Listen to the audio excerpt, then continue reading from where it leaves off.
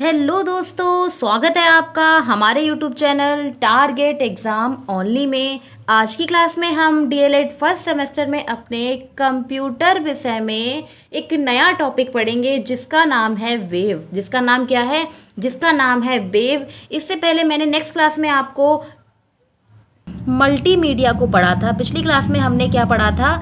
Multimedia को पढ़ा था। अगर आपने मेरी क्लासेस नहीं देखी हैं तो आप हमारे YouTube channel target exam only पर जाकर वहाँ मैंने प्लेलिस्ट बना दी है। आप प्लेलिस्ट के माध्यम से सभी क्लासेस को देख सकते हैं। वहाँ मैंने सभी क्लासेस को सीक्वेंस वाइज लगा दिया है, आप जाकर उसको देख सकते हैं। ठीक है, अगर आप चैनल पर नए हैं तो चैनल को सब्सक्राइब जरूर कर लें और बेल आइकन को प्रेस कर लें, जिससे आपको हमारी क्लासेस के टाइम टू टाइम नोटिफिकेशन मिल सकें। तो शुरू करते हैं अपनी क्लास शुरू करने से पहले सबसे पहले हम अपने प्री बैच के बारे में देख लेते हैं। हमारे फ्री बैच का नाम है डीएलएड प्रशिक्षु बैच 2025, जो हमारे YouTube channel target exam only पर बिल्कुल फ्री ऑफ कॉस्ट यानी कि बिल्कुल निःशुल्क प्रोवाइड किया जा रहा है।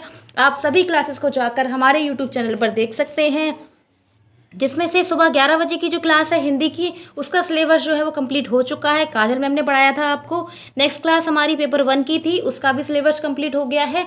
और काजल मैम आपको पेपर नंबर 2 पढ़ा रही हैं। क्या पढ़ा रही हैं?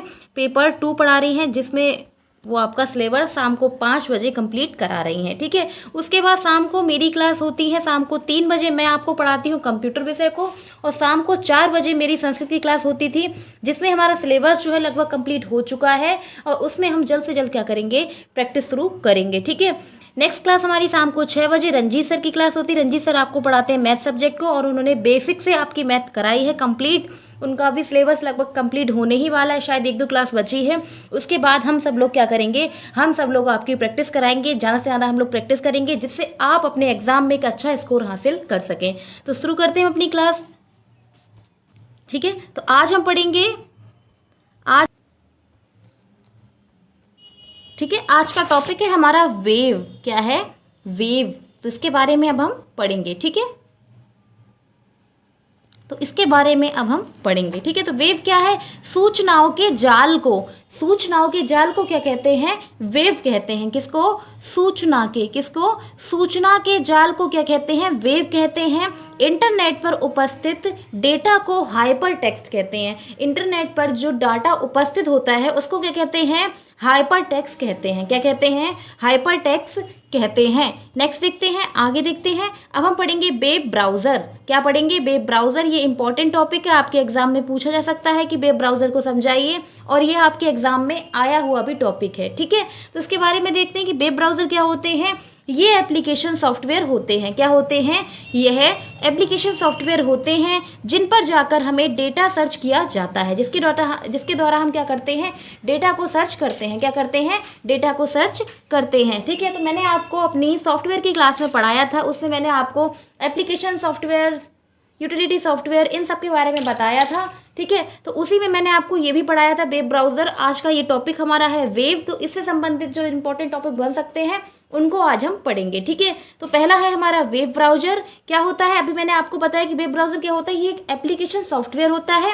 जो क्या करता है, जिन पर हम जाकर डाटा को क्या करते हैं, सर्च करते हैं। क्या करते हैं? जिन पर हम जाकर क्या करते हैं, डाटा को सर्च करते हैं। जैसे कि आपके फ़ोन में होगा क्रोम है, गूगल है, तो ये सभी क्या है?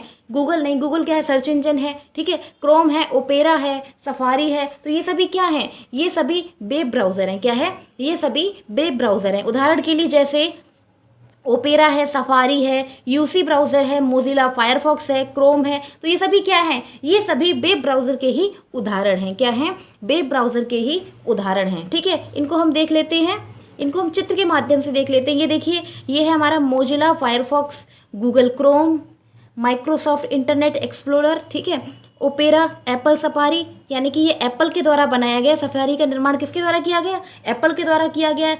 गूगल का निर्माण क्रोम का निर्माण गूगल के द्वारा किया गया है। मोजिला फायरफॉक्स का भी मोजिला के थ्रू क्या हुआ है, इसका निर्माण किया गया, यानी कि इन्वेंशन किया गया है। ठीक है, तो इसी प्रकार से माइक्रोसॉफ्ट इंटरनेट एक्सप्लोरर है, ये माइक्रोसॉफ्ट के द्वारा ही इसका निर्माण किया गया है। तो ये सभी क्या है? ये सभी हमारे वेब ब्राउज़र हैं। फॉर एग्जांपल के लिए जैसे कि मोजिला फायरफॉक्स है, गूगल क्रोम है, माइक्रोसॉफ्ट इंटरनेट एक्सप्लोरर है, एप्पल सफारी है और क्या है, ओपेरा है। ये सभी वेब ब्राउज़र के ही उदाहरण हैं। ठीक है, नेक्स्ट देखते हैं। नेक्स्ट हमारा क्या है, नेक्स्ट टॉपिक है हमारा वेब पेज। वेब पेज क्या होते हैं? तो ये क्वेश्चन जो है आपको एक एक मार्क्स के देखने को मिल जाते हैं कि वेब पेज बताइए, हाइपरलिंक को समझाइए या फिर HTML की फुल फॉर्म बताइए। तो इस प्रकार से आपके एग्जाम में क्वेश्चन पूछे जाते हैं। ठीक है, तो देखते हैं वेब ब्राउज़र। वेब ब्राउज़र तो देख लिया है। ठीक है, तो अब हम देखते हैं वेब पेज। क्या देखते हैं? वेब पेज सूचना तथा हाइपरलिंक के समूह को, किसके? सूचना तथा हाइपरलिंक के समूह को क्या कहते हैं? वेब पेज कहते हैं। किसको? सूचना और हाइपरलिंक के समूह को क्या कहते हैं? वेब पेज कहते हैं। आगे देखते हैं हाइपरलिंक क्या होते हैं। सबसे पहले इसको हम जान लेते हैं। ठीक है, तो हाइपरलिंक क्या होते हैं? इंटरनेट पर उपस्थित सभी लिंक को हाइपरलिंक कहते हैं। इंटरनेट पर उपस्थित जितने भी लिंक हैं, आप अगर कोई भी वेबसाइट को सर्च कर रहे हैं या फिर कुछ भी है, जो भी लिंक आपको इंटरनेट पर दिखाई देते हैं वो सभी क्या है? वो सभी हाइपरलिंक ही होते हैं। और यह लिंक नई वेबसाइट तथा नए पेज तक पहुंचाते हैं। क्या करते हैं? ये लिंक, नए लिंक जो होते हैं वो हमें एक नई वेबसाइट तक पहुंचाते हैं या फिर नए वेब पेज तक हमें पहुंचाते हैं। ठीक है, नेक्स्ट देखते हैं वेब डिज़ाइनर। इसमें क्या वेब डिज़ाइनिंग का प्रयोग किया जाता है? इसमें कौन सी भाषा प्रयोग करते हैं वेब डिज़ाइनिंग में? तो हम HTML का प्रयोग करते हैं। कौन सी भाषा? HTML भाषा का प्रयोग करते हैं। तो एग्जाम में पूछा जा सकता है कि HTML की फुल फॉर्म बताइए। तो HTML की फुल फॉर्म क्या है? Hyper text markup language. क्या है? Hyper text markup language. ठीक है, तो इसको एक बार हम फिर से समझ लेते हैं, अभी और समझ लेते हैं जिससे आपको क्लास में ही ये सब याद हो जाए। ठीक है, ठीक है, तो वेब पेज क्या है? वेब पेज क्या होते हैं कि सूचना तथा हाइपरलिंक के समूह को, किसको? सूचनाओं तथा हाइपरलिंक के समूह को क्या कहते हैं? वेब पेज कहते हैं। मैंने आपको बताया कि वेब पेज क्या होते हैं। तो वेब पेज क्या होते हैं? जो आप इंटरनेट पर जो भी आप लिंक देख रहे हैं वो सभी हाइपरलिंक के ही उदाहरण होते हैं। ठीक है, तो इसको देख लेते हैं कि वेब पेज क्या है। सूचना तथा हाइपरलिंक के समूह को वेब पेज कहते हैं। जबकि हाइपरलिंक क्या है? हाइपरलिंक ये है, हाइपरलिंक, ठीक है, जबकि हाइपरलिंक क्या है? हाइपरलिंक इंटरनेट पर उपस्थित जितने भी सभी लिंक हैं वो सभी क्या है? हाइपरलिंक ही होते हैं। और यह लिंक नई वेबसाइट तथा नए पेज तक हमें पहुंचाते हैं। ये वेबसाइट, ये क्या करते हैं? जो लिंक होते हैं वो हमें एक नई वेबसाइट तथा एक नए वेब पेज पर पहुंचाते हैं। इनमें कौन सी भाषा का प्रयोग करते हैं? तो इनमें HTML भाषा का प्रयोग करते हैं। ठीक है, तो इनमें कौन सी भाषा का प्रयोग करते हैं? इनमें HTML भाषा का प्रयोग करते हैं, जिसकी फुल फॉर्म होती है, जिसकी फुल फॉर्म क्या होती है? Hyper text markup language. क्या है? जिसकी फुल फॉर्म होती है हाइपर टेक्स्ट मार्कअप लैंग्वेज। ठीक है, नेक्स्ट देखते हैं, आगे देखते हैं। अब हम देखेंगे सर्च इंजन। क्या देखेंगे? Search engine. ये बहुत ही इंपॉर्टेंट है और आपके एग्जाम में 2 से 3 बार ये आया हुआ है। 2016 में आया है, शायद 2018 और 19 में भी आया हुआ है। आप उसको देख लें, लेकिन मुझे एग्जैक्ट नहीं पता है कि, लेकिन ये आया हुआ टॉपिक है सर्च इंजन आपका, और एग्ज़ाम में बहुत बार पूछा जाता है और आपके एग्ज़ाम में भी ये आ सकता है। ठीक है, तो इसको देख लेते हैं। सर्च इंजन, किसको? Search engine. तो सर्च इंजन क्या होते हैं? जो डेटा को ढूंढ कर लाने का काम करते हैं। क्या करते हैं? ये थोड़ा सा गलत लिख गया है यहाँ पर। ठीक है, ये थोड़ा सा गलत लिख गया है यहाँ पर।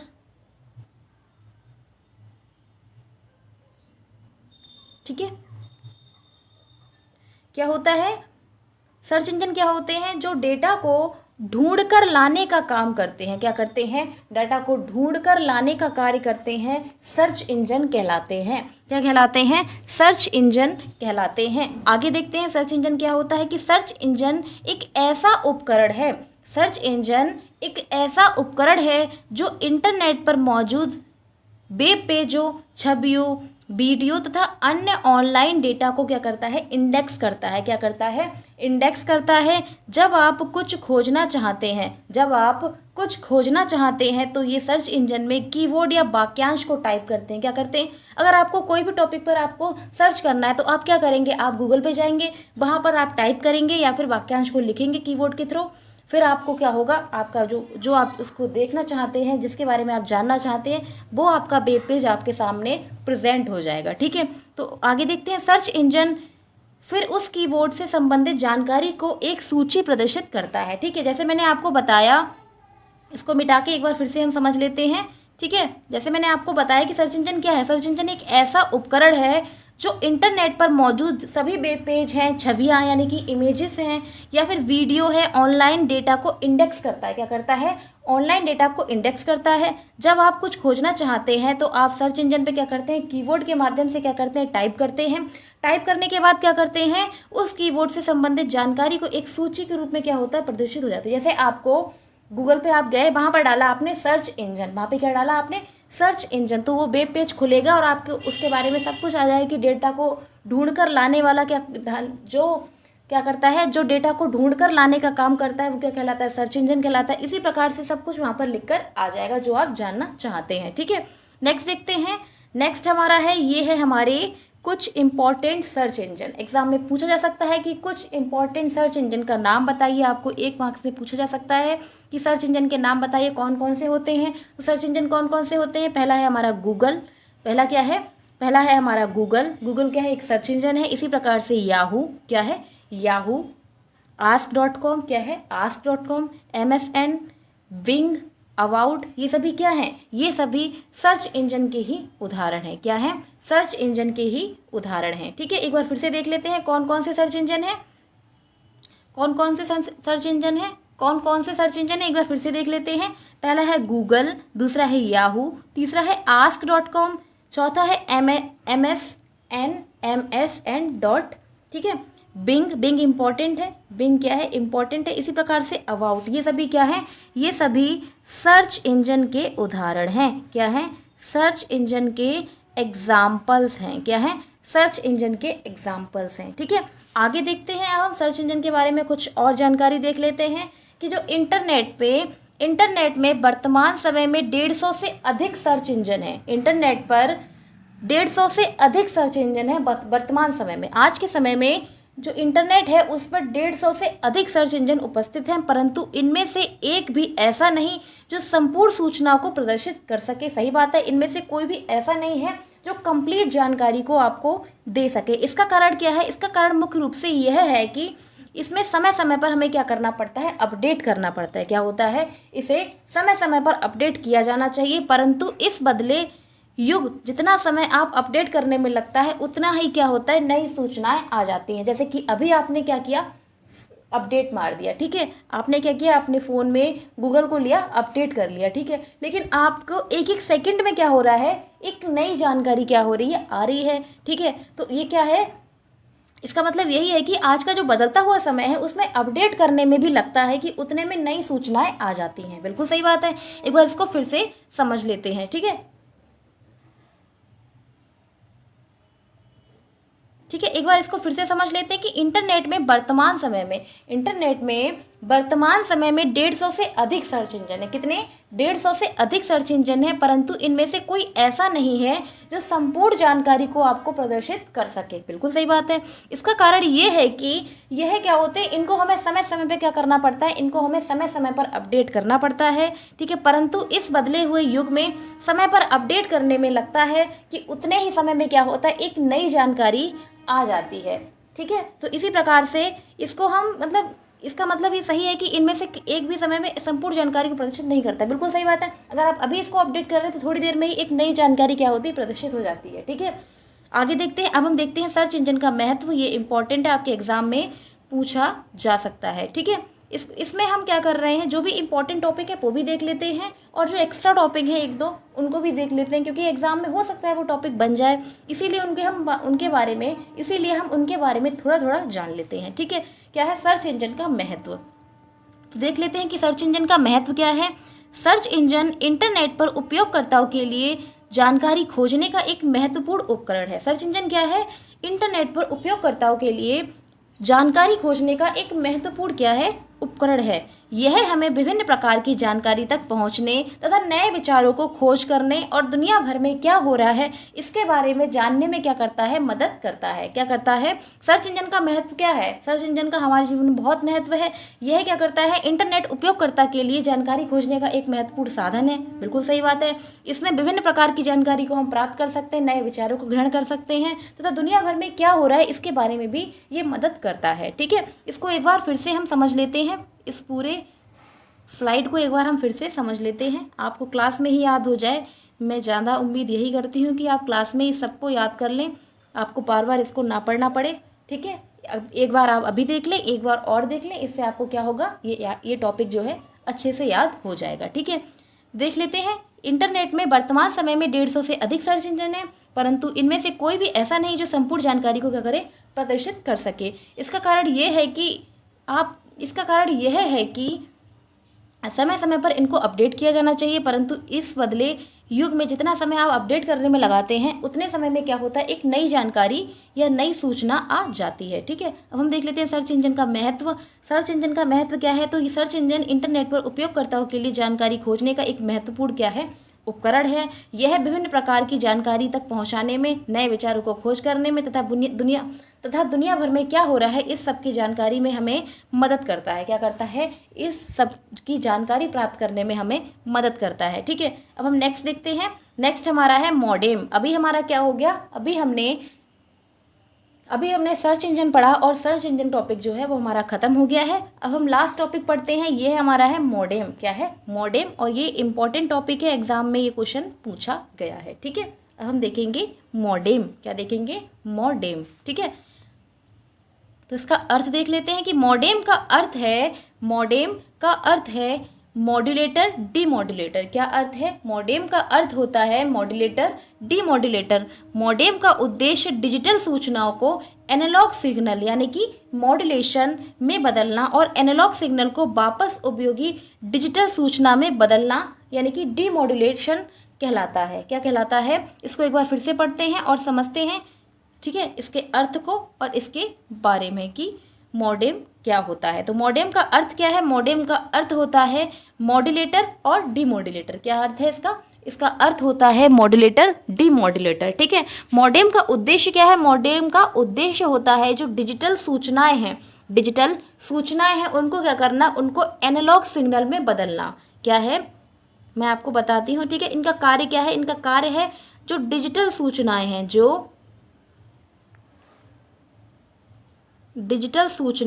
ठीक है, डिजिटल सूचना है, उसको क्या करना है, उसको एनालॉग में बदलना है। क्या है, उसको एनालॉग में बदलना है और एनालॉग को, ठीक है, एनालॉग में बदलना और एनालॉग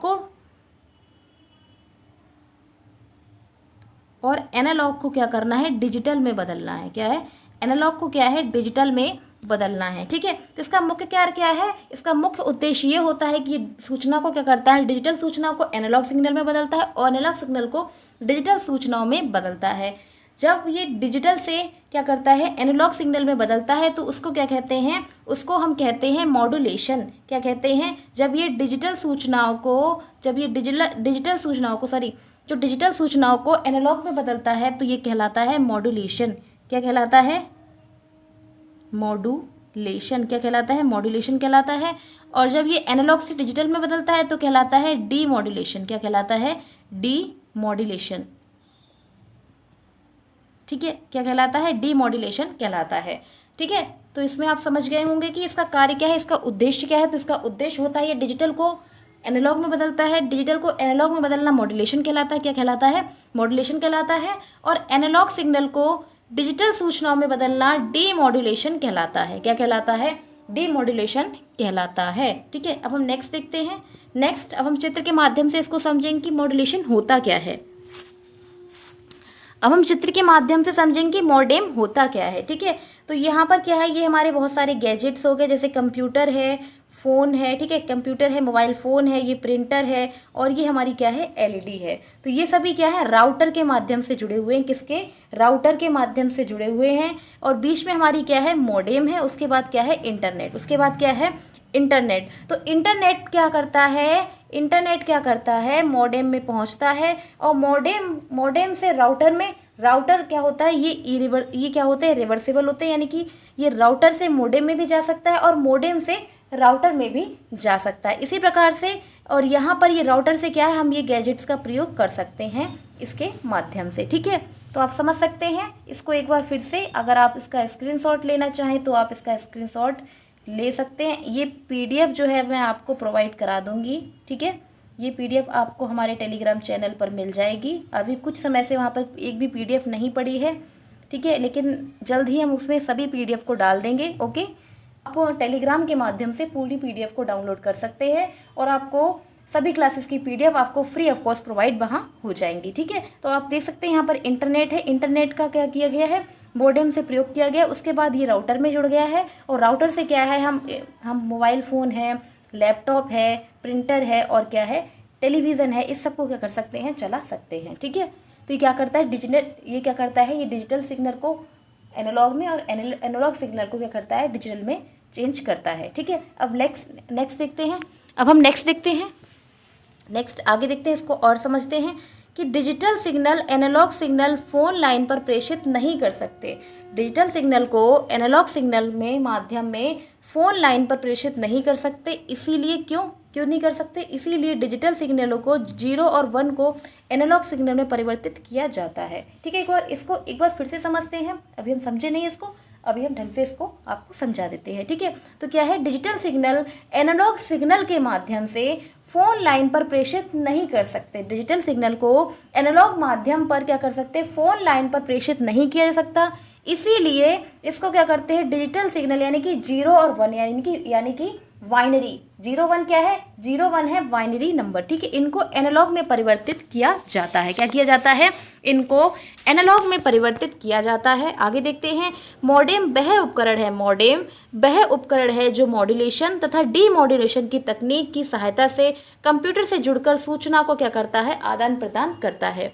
मॉडेम क्या है, तो मॉडेम क्या है, यह एक ऐसा उपकरण है जो मॉड्यूलेशन और डीमॉड्यूलेशन की तकनीक का प्रयोग करके कंप्यूटर से जुड़कर सूचनाओं को क्या करता है, आदान प्रदान करता है। जैसा कि हम जानते हैं कि कंप्यूटर डिजिटल सिग्नलों को मॉडेम की तकनीक से एनालॉग सिग्नल में क्या करता है, परिवर्तित करता है। जैसा कि हम जानते हैं कि जो मॉडेम है वो डिजिटल सिग्नल को क्या करता है, एनालॉग सिग्नल में क्या करता है, परिवर्तित करता है, जिसे टेलीफोन तार द्वारा एक जगह से दूसरी जगह पे क्या किया जाता है, जिसे टेलीफोन के तार के द्वारा क्या किया जाता है, एक जगह से दूसरी जगह में भेजा जाता है। इसके पश्चात जहाँ पर हम सिग्नल को भेजा जाता है वहाँ पर स्थित मॉडेम इसे पुनः एनालॉग सिग्नल में, डिजिटल सिग्नल में परिवर्तित कर देता है। इस डिजिटल सिग्नल को फिर कंप्यूटर में पढ़ा जा सकता है और ये मॉडेम, ठीक है, और यह मॉडेम ना केवल इंटरनेट के लिए उपयोग में आता है अपितु ये अधिक डाटा ट्रांसफ़र के लिए भी उपयोग किया जाता है, जैसे कि फैक्स की सुविधा, ठीक है। इसको अब हम एक बार फिर से समझ लेते हैं, अभी हमने इसको ऐसे ही पढ़ लिया है ओनली, अब हम इसको अच्छे से समझ लेते हैं, चित्र के माध्यम से भी समझेंगे, पहले हम इसके माध्यम से देख लेते हैं, ठीक है। ठीक है, तो मॉडेम क्या है, यह डिजिटल सिग्नल को एनालॉग माध्यम में फ़ोन लाइन पर प्रेषित नहीं कर सकते। क्या करता है, मॉडेम जो है वो डिजिटल सिग्नल को एनालॉग सिग्नल में फ़ोन लाइन पर प्रेषित नहीं किया जा सकता, इसीलिए डिजिटल सिग्नल यानी कि 0 और 1 को एनालॉग सिग्नल में परिवर्तित किया जाता है।